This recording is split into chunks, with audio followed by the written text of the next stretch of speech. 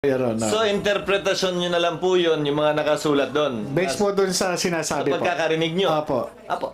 Thank you, Thank Mr. you, Chairman. thank you. At yun naman po, bali, kinonfirm naman po nung Yes. kaibigan ko, si Mr. Romeo Enriquez po. Unang tanong, bakit nandoon siya sa bahay mo?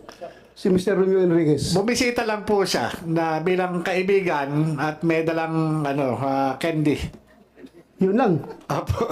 kasi nga po, napanood niya po ako nung April 30. Napanood po niya ako doon yung sa nagkaroon po ng Senate hearing noon April 30, kinabukasan May 1. May 1. At napadaan lang siya sa bahay. Ngayon, nung nag-uusap kami, nagkukwentuhan kami patungkol dito sa Senate investigation, ang sabi niya, tumatawag sa kanya itong Eric Santiago na sabi niya, kilala mo naman yun. Oh, sabi ko, kilala ko yung taga Napolcom. Do you think kasama yun sa plano niya pagpunta sa bahay mo na mag-uusap sila or coincidental lang na tumawag si Santiago? Hindi ko po alam kung meron na silang previous na pag-uusap o ano man po. Basta Kaya yun nga, po. that very important na i-submit mo to this committee yung unedited recording para kailangan natin yun. Yes, Your Honor. Mr. Chair, how Yes. can we be sure if the video that is going to be presented before the committee is totally unedited? We will... Knowing this person who has a lot of criminal records, Mr. Well, Chair. we will seek the expertise of the PNP Anti-Cybercrime Group. Alam nila yan kung yan ay pinagputol-putol o unedited yan. So, yung buong recordings mo, okay lang sa'yo kung papuntahin ko sa'yo yung PNP Cybercrime Group para to retrieve the recording. If it's okay with you. Your Honor, Your Honor, ay parang hindi naman po maganda yung sinasabi ni ni Senator Jinggoy Estrada patungkol sa akin. Para namang ako talagang hinuhusugahan ako'y may kaso pa lang at hindi pa napapatunayan sa hukuman. Hindi kagaya po ang ating butihing senador No. na-convict na po. Ay wag naman po. Alam mo, Mr. Morales, alam mo, Mr. Senator Morales, Jinggoy, please. huwag mong pakikalaman yung kaso ko. Problema ko yun. Yung kaso mo ang ayusin mo. Your Honor, ang kaso ko po, Your Honor, hinaharap ko naman po. Please, At ako hindi po Order. Please, silence.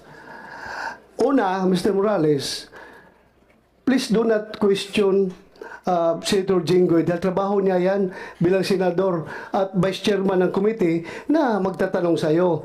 Pero kung sinasabi mo na nasaktan ka dahil ikaw akusado ka pa lang, siya konbiktado na, tapos pinapalabas na masama ka, well, that's your opinion. Please, kasi insulting yan on the part of this committee. Hindi lang sa person ni Senator Jinggoy, pati ako as chairman, para bang harap-harapan, pinapahiya mo yung committee. Ako, I'm just advising you. Hindi ako galit sa'yo, just giving you a piece of advice. Si Senator Jinggoy ay nagpe-perform ng kanyang mandato as vice chairman of this committee. Kaya expect mo lang rin na magalit siya kung sinabihan mong ganon. And we expect also na yung opinion mo na ganon. Pero sana huwag tayo humantong sa personalan dito, ha. Mawawala tayo sa ating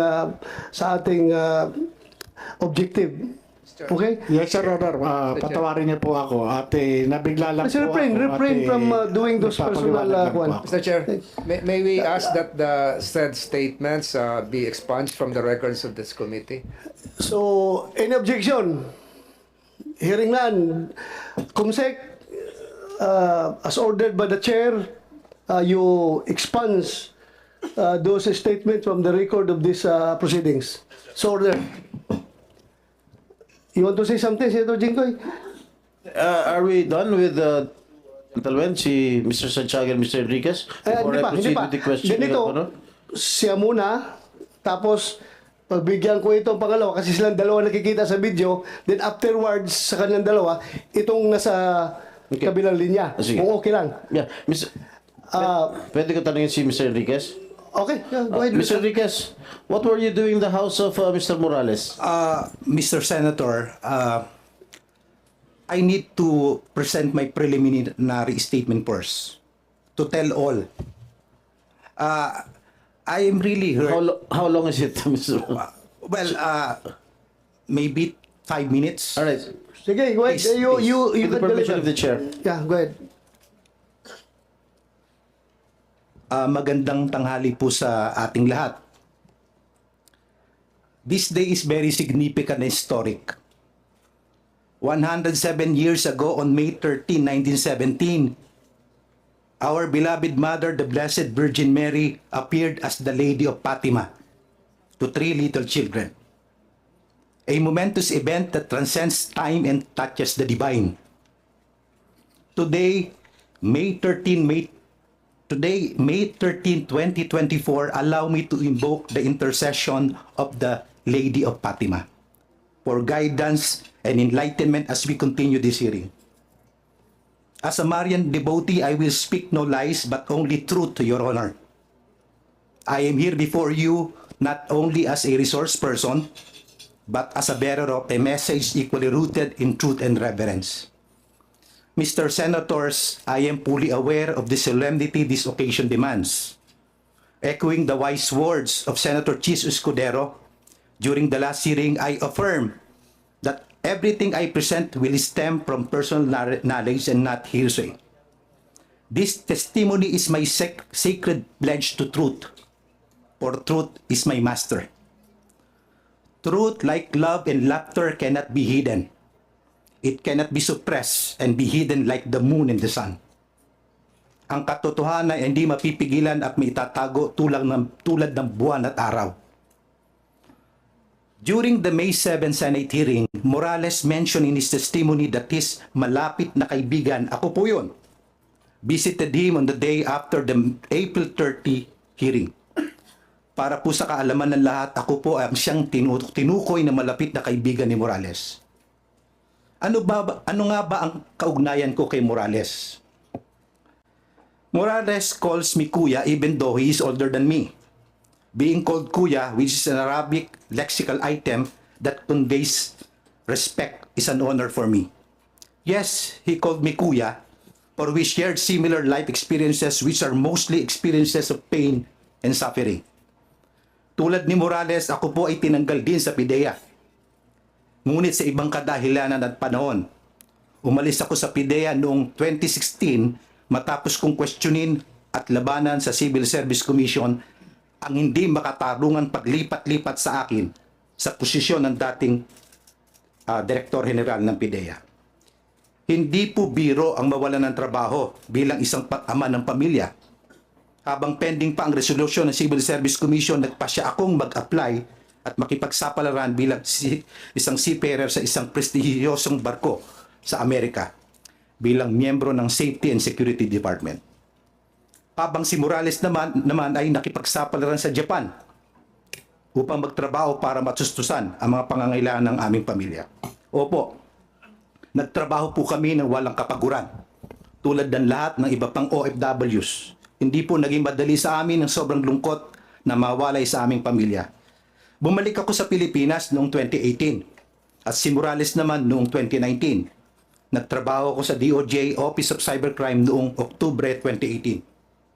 Matapos ang higit 4 na taong paghihintay, ako ay pinaburan ng Court of Appeals na naghatol na hindi makataruan ng ginawang reassignment sa akin ng dating Direktor General ng PIDEA, na siyang nagresulta sa illegal na dismissal sa akin, kaya naman pinag-utos ng Court of Appeals na ibalik ako sa aking dating posisyon sa PIDEA kasama ng pagkakaloob ng aking back wages sa humigit kumulang 4 na milyon. Ang desisyon ay naging pinal at executory sa kautusan na rin ng Korte Suprema noong October 2019. Sa kabila ng kautusan ng hukuman na ibalik ako sa PIDEA, minarapat kong manatili sa DOJ, Office of Cybercrime, hanggang ngayong kasalukuyan. Dahil sa pareho naming karanasan sa PIDEA ni Morales, madalas kami nag-uusap upang talakayin ang mga balita tungkol sa PIDEA at ang aming mga dating trabaho. May mga pagkakataon rin na sumasangguni si Morales sa akin tungkol sa aspeto ng cybercrime at iba pang cybercrime-related topics. Sa maraming pagkakataon, nagpapalitan kami ng kaalaman o ideya sa mga bagay na patungkol sa dangerous drugs, Kung kaya naman ay hinimok ako ni Morales na sumama sa kanyang NGO, Anti-Drug Advocate Laban ng Pamilyang Pilipino, na akin naman pinaunlakan na may reservation sa aking limitadong oras. Ito nga marahil kung bakit itinurong ako ni Morales na isang malapit na kaibigan at nagpapasalamat po ako. Mr. Senator, few days after Maharlika circulated the alleged PIDEA classified documents in social media and Morales informed me of this, I immediately advised Morales not to participate on the issue considering the current political situation confronting our country today, the impact of such revelation and the possibility that it be used for political cause. Matagal ka nang wala sa PIDEA. Huwag ka nang makialam. Pinayuhan ko siya na huwag siyang makisali sa ganyang issue at matagal na nga siyang wala sa PIDEA. Weeks leading to April 30 Senate hearing, apparently certain of his conviction to attend the Senate hearing, I asked Morales to bring with him copies of documents, kung meron ba talaga. Sworn statements of his confidential informant, or at least pictures man lang, to support his claim. Unfortunately, none of these pieces of evidence were presented by Morales on April 30 hearing. I followed intently the flow of the April 30 hearing. Morales' credibility was clearly doubted because of his past record of cases, both administrative and criminal. Naramdaman ko bilang kaibigan ng sakit na kanyang pinagdaraanan noong April 30. Sino ba naman ang may gustong sariwain pa ang sugat ng kanyang nakaraan? For this reason, I was compelled, ulitin ko po, I was compelled to visit Morales the next day, May 1. Yun po yung nasa CCTV footage. In his house to help a friend in distress. But what transpired after that in his house needs to be clarified in its proper context for the guidance of all. I am now prepared, Mr. Senators, to answer your questions to the best of my ability. Maraming salamat po. Thank you. Bago ka namin tanungin, pakinggan mo natin itong kabilang linya. Ha? Yes, Kabilang linya. Mr. Senator. Kabilang linya ng telepono. Recording in Nakikinig lang progress. yan eh. Bago ka magsalita, Pikoy, alam mo ba na nag-uusap kayo ni Enriquez na sa bahay siya ni Morales? No, wala sir, wala po. Hindi mo alam? Hindi ko po alam. Kaya nga po nagulat ako eh. Biglang may... Hindi mo rin alam na naka-speakerphone yung cellphone ni Enriquez? Hindi po sir. Hindi mo alam na nakikinig si Morales? Hindi po sir. So, that explains the no holds barred na pagsasalita mo. Yes, sir. Yes. Pati patayan, binabanggit mo na eh. Yes, sir. Na papatayin si Morales, sasagasaan lang yan, hindi na yan babarilin. At maraming paraan para patayin. Am I correct? Yes sir. Yes, Kasi, sir. had you known na nakikinig si Morales, hindi mo siguro sabihin yun. Hindi sir, kung pahayaan niyo po akong sabihin muna to sir, o sagutin ko muna yung sa inyo. Kung alam kong nakikinig po siya sir, mas marami pa po ako sasabihin. Mas ano po. Sir. Mas malala pa. Yes. Mas yes. malala pa. Para believable sir. Okay, sige. Pakinggan natin yung statement mo. Go ahead. Magandang araw po sa inyo, mga mahal naming senador. Sa mga nakaraang araw, napukaw ang atensyon ng bayan dahil sa sinasabi ng isang ex-agent Jonathan Morales na dokumento mula sa PIDEA. Noong nakaraang pong hearing, nabanggit niya na ni Ginoong Morales ang pangalan ko na Eric Santiago na tumawag sa isang Romy Enriquez na sinasabi niya na nais ko siyang pigilan sa kanyang pagsalita tungkol sa nasabing dokumento. Sa punto pong ito, nais ko pong ipabatid sa galang-galang na Senado. Wala akong intensyon na pigilan at ang totoo ay upang patunayan lang sa bayan ang dalawang bagay. Ano po yun? Na napakadali pa lang mapunta dito. Gagawa ka lang ng isang kwento at katang-isip na kwento sa pamamagitan ng pambobola, mapupunta ka na rito. Pangalawa, na upang pabulaanan at bigyang kalinawan ang mga bagay-bagay na sinasabi ni ex-agent Morales sa pamamagitan sa pagpapakita ng mga dokumento na dala ko. Siyensya na sir, hindi ako sanay magsalita sa maraming tao. Panglubog lang sir eh. Please continue. Gusto ko rin gamitin ang oportunidad na ito upang humingi ng taus-pusong paumanhin sa mga taong walang kinalaman sa aking plano, ngunit alam kong grabing naapektuhan dahil sa paggamit ng kanilang mga pangalan. Unang-una po, kay paring Romy, pare, pasensya na, nasama ka rito. Pero I have to do this eh. Pangalawa po, sa pangalan ni Ginoong James Kumar, kung asan man po siya, pasensya na po. Sa nasabi ko po na dokumento, ipakikita ko pang magbigay dagdag linaw sa sinasabi ni Expedient Morales. Nandito po yon. May hawak po akong dokumento na gusto ko lang ipakita talaga. Ito po yung rason kung ba't pinasakay ko sila sa usapan. Para makapunta lang po ako dito at may presenta mga dokumento sana na magbibigay linaw sa mga sinasabi ni Agent Morales. Ano yung sabi mo, pinasakay? Yes sir, pinasakay. Parang dalawa nga ang gusto kong patunayan sir eh. Magkwento ka lang, makakarating ka na rito. Kwentong barbershop sir. Kwentong barbero lang. Katang isip. Makakarating ka na. Andito po ngayon, napatunayan ko ngayon yun. Napatunayan mo ngayon? Yes sir, nandito po ako. Kasi So you mean to say itong committee na ito ay pwede pala mag-imbestiga ng katang-isip lang? ako po, ang sinasabi ko, yung inyong akin po, hindi po kayo. Kayo po ay tunay. Alam ko po ang inyong layunin. Ako po ay para sa akin, gusto ko lang pong makarating dito upang magbigay linaw lang po, magdagdag linaw sa dahil sa mga dala ko. We are not interested of your dagdag linaw. We are interested on what happened, what transpired in that recording. Kaya yun ang explain mo. Huwag ka na maghanap pa ng ibang dagdag linaw. Please explain your side as far as that video is concerned. Yun po ay katang-isip ko lang, pasensya na po kayo. Kaya po humingi po ako ng tawad nga po kay paring Romy at saka kay... Katang-isip na... Kasi actually sir, hindi naman para hindi naman para sa lahat yun eh. Sa amin lang sana yun. Pero dahil po na napunta po ako dito, dahil nga po sa isang salita niya na... Sandali, katang-isip lahat ng sinasabi mo doon? Yes sir. Kinakatang-isip mo ito si... Kaya nga po humingi po ako ng tawad sa kanya eh. Kaya... Wow! O, hindi naman kami grade 1 dito, mga senador kami.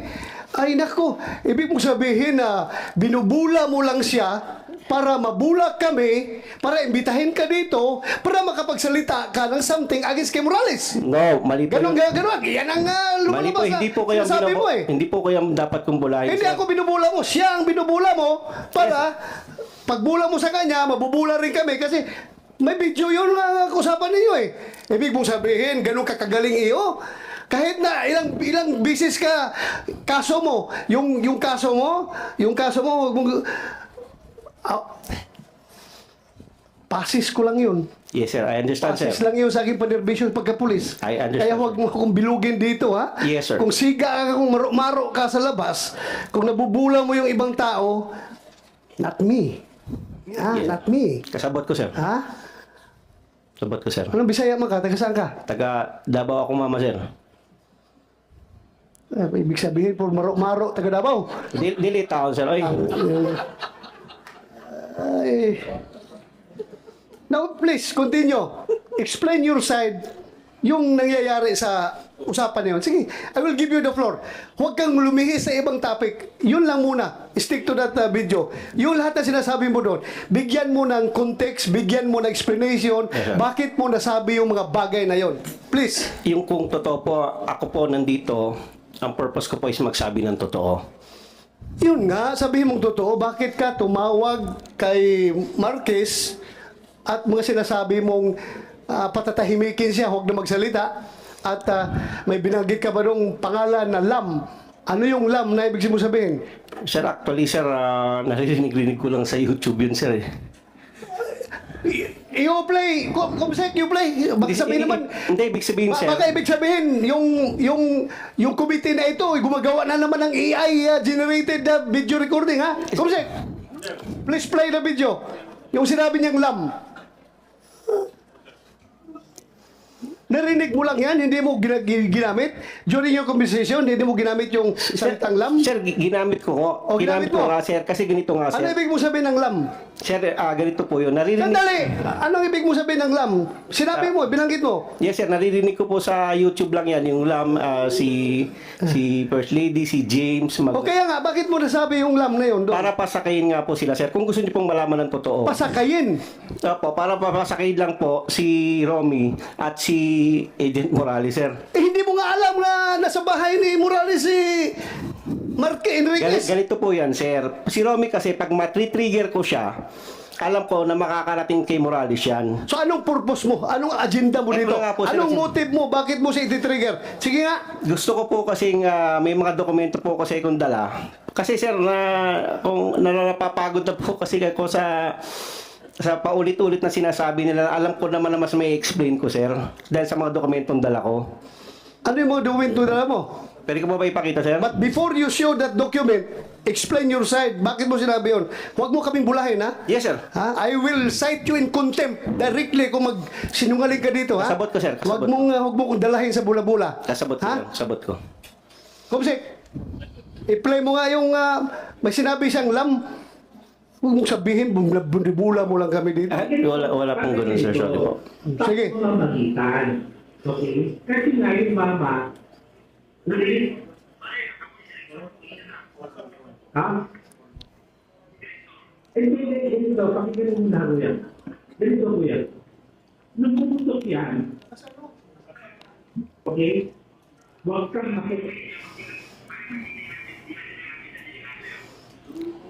kaya nga ganito kasi. Kaya kung Narinig natin dyan na voice recording at saka yung nilagay ni Morales na yung line-line dyan na nag-interpret kung ano sinasabi.